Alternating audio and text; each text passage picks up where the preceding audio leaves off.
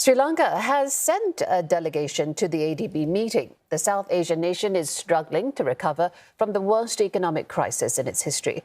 It led to protests last year and the resignation of the president as citizens faced shortages of food, fuel and other essentials. Sri Lanka owes some $17 billion in foreign debt, including to India and China.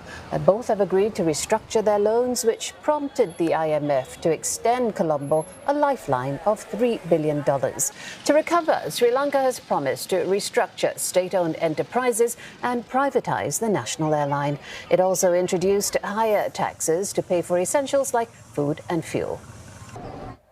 We spoke earlier with Sri Lanka's Foreign Minister Ali Sabri and asked him about the recent Chinese investments in a logistics complex at Colombo port. He addressed concerns regarding the risks some say could leave the island more indebted to Beijing, and also allayed fears the country's ports could be used for military purposes. We don't agree with that because most of these investments are not debt-free. That is not, we are not taking any debt. These are investment, in fact. So, in fact, if you look at that, 70% of that investment comes from the Beijing, and then 20% by the Sri Lanka Ports Authority and 10% of Sri Lankan company of the particular project what you are talking.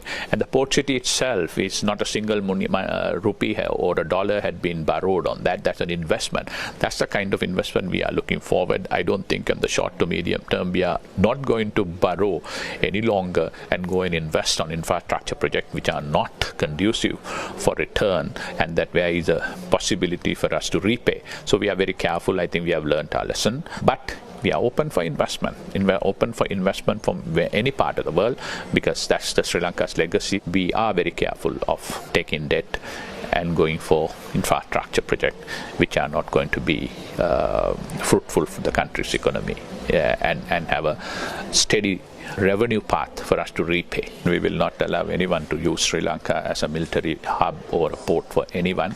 That is very, very clear. What we have is a commercial arrangement.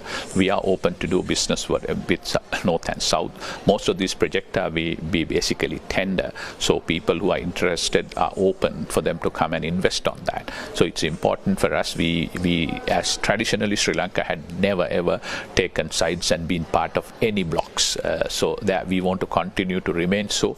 We are open for business with everyone. We have explained that we have excellent relationship with the West and with India and also with China. So most of these relationships are commercial, and we have repeatedly told that we will not allow our country to be used as a port which could threaten any country. So we want a peaceful atmosphere around Indian Ocean, in the Indian Ocean and in the region. So in that sense, as a responsible partner of the international community, we will re-emphasize the fact that we will not in any way contribute towards conflict or allow anyone to use our land and our country to create any military bases or military infrastructure within our waters or outside our region.